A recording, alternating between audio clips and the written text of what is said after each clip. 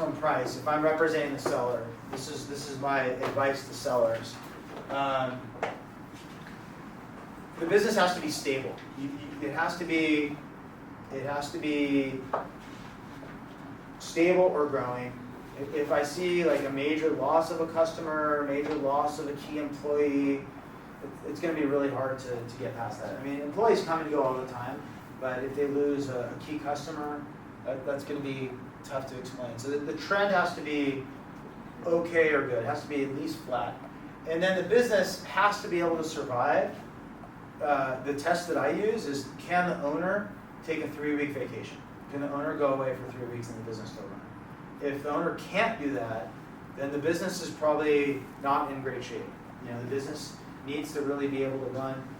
It can't be reliant on the owner. The owner needs to have some backups in place. And then this is the hardest part of when I see these businesses in this size. This is the hardest part, is getting good financial statements, because usually they don't have enough money to pay for a real CFO or a real controller.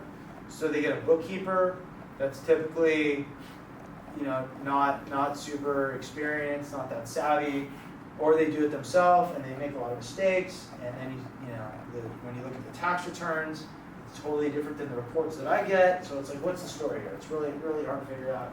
And if I can't figure it out, then there's no way a buyer's going to figure it out, and they're just going to move on to a different business. So the books are absolutely everything. And then when they have all these expenses, these adjustments, kids' private school, boats, I'm going to need to see the receipts for all that. And the buyer's going to ask to see all those receipts. So whatever you claim, you have to be able to prove.